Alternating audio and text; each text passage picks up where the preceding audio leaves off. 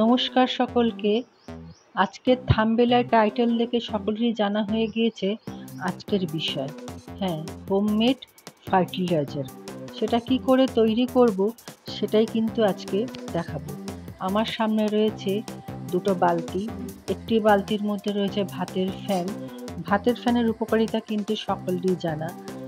আরেকটি বালতির মধ্যে রয়েছে জলের মধ্যে রয়েছে এই ফলের খোসা, আরও অনেক কিছু। এইবার আমি কি করছি, ভাতের ফ্যান এই ফলের খোসার জলের মধ্যে আমি ঢেলে দিলাম। ভাতের ফ্যান কিন্তু আমাদের গাছের মাটির পক্ষে খুব উপকারী। স্টার্চ তৈরি করে, মাটিতে গুড ব্যাকটেরিয়া দেয়। এই জন্য ভাতের ফ্যান যদি একদিন বা দুদিন পচিয়ে দেওয়া হয় খুব ভালো হয়।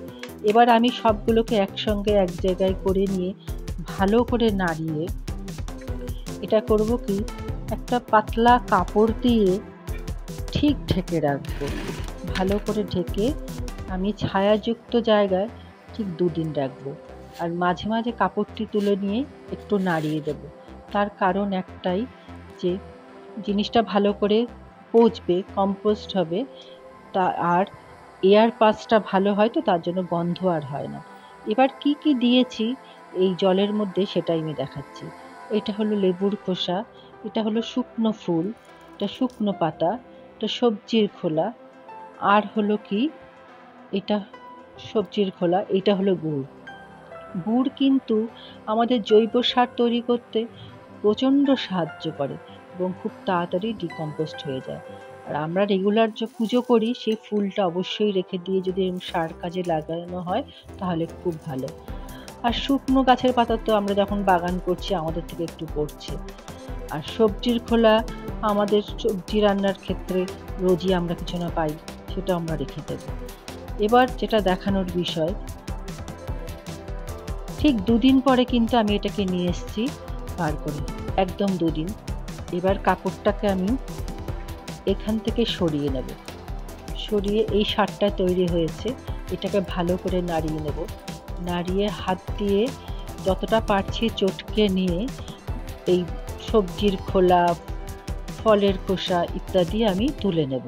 হ্যাঁ, যেটা আপনাদের দেখিয়েছিলাম যে লেবুর খোসা কিন্তু একটু ডিকম্পোস্ট হতে 5 থেকে 7 দিন সময় লাগে।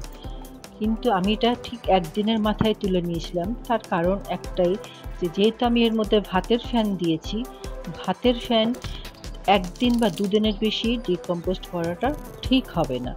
সেটা হয়তো আমাদের মাটির পক্ষে ভালো হয় না, আমার যেইটুকু দেখা। ওই জন্য আমি লেবুর খোসাটা আমি তুলে নিয়েছি। এইবার আমি করলাম কি, ছাঁকনি দিয়ে এটাকে পুরোটাই ছাঁকবো। ছেঁকে আমি এই জলটাকে বার করে নিচ্ছি। আর যেটুকু এর মধ্যে সবজির খোসা, ফুল যেগুলো ডিকম্পোস্ট হয়নি সেগুলো কিন্তু আমি ফেলবো না। সেগুলো যে কোনো টবের মাটির একটা কোণায় আমি ওই জায়গাটাকে ঢিপি করে রেখে দেবো। রেগুলার যখন আমরা জল দিই গাছের মধ্যে, সেই জল পড়ে পড়ে ওখান থেকে একটা সার তৈরি করে ওইটা গাছকে ওরা খাদ্য দেবে। এই যে এখান থেকে এতটা আমার সার বেরিয়েছে, আমি করব কি, এর ঠিক ডবল জল, এই যে বাটিটা দেখছেন, যে বাটির মধ্যে সারটা রয়েছে, এর ঠিক 2 বাটি জল আমি এর সঙ্গে মেশাবো। এবার মেশাচ্ছি হলুদ। হলুদ আমাদের অ্যান্টিসেপ্টিকের কাজ ভীষণ করে। আমি ইচ্ছে করলে কিন্তু সার্ফ পাউডার দিতে পারতাম, কিন্তু আমি সার্ফ পাউডার দিলাম না। যেহেতু আমি এটা জৈব সার তৈরি করছি, সার্ফ আমি সাধারণত বর্ষাকাল ছাড়া আমি সার্ফ পাউডার ইউজ করি না। আর হলুদ কিন্তু অ্যান্টিসেপ্টিকের খুব কাজ করে, মাটি ভালো রাখতে ভীষণ সাহায্য করে। ডবল জল দেওয়ার জন্য এটা অনেক পাতলা হয়েছে।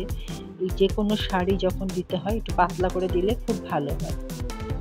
দিয়ে আমার এই মগটার 200 মতন হবে, মানে মাপ হবে। সেই 200 গ্রাম মতন জল হলো। এটা আমি এই টবের মাটিতে আমি দিলাম। আমার এই দুটো জবা গাছ এখন দেখাচ্ছি আপনাকে, কিন্তু আমি এটা প্রত্যেকটা গাছেই দিই, কারণ এর তো কোনো সাইড এফেক্ট নেই। আমি ঠিক 15 দিন অন্তর অন্তর এটা দিই। আপনারা এটা দিয়ে দেখবেন, কোনো অসুবিধা হবে না। সবচেয়ে বড় কথা তো এর পেছনে বেশি কিছু পরিশ্রম করতে হয় না। তাহলে কি, গাছ ভর্তি ফুল থাকবে, দেখতেও ভালো লাগবে।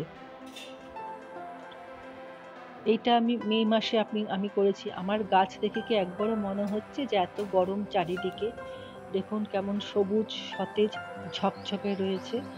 এইভাবে যদি আপনারাও গাছ করেন বা আপনারা সার তৈরি করেন, তাহলে আপনাদের গাছ কিন্তু অনেক ভালো থাকবে। আর বিশেষ করে এই গরমকালে তো আমাদের জৈব সার ভীষণ উপকারী। এটা গাছের পক্ষেও ভালো, মাটির পক্ষেও ভালো। আর ইকো ফ্রেন্ডলি এটা হয়। এই জন্য আমার সবাইকে বলা, আপনারা এইভাবে সারটাই তৈরি করে একবার দেখতে পারেন। যদি ভালো লাগে আপনাদের সকলের, তাহলে ভিডিওটি যদি লাইক, কমেন্ট, শেয়ার করেন, তাহলে আমার ভালো লাগবে দ্বিতীয় একটা ভিডিও করতে। ভালো থাকুন সকলে। টাটা।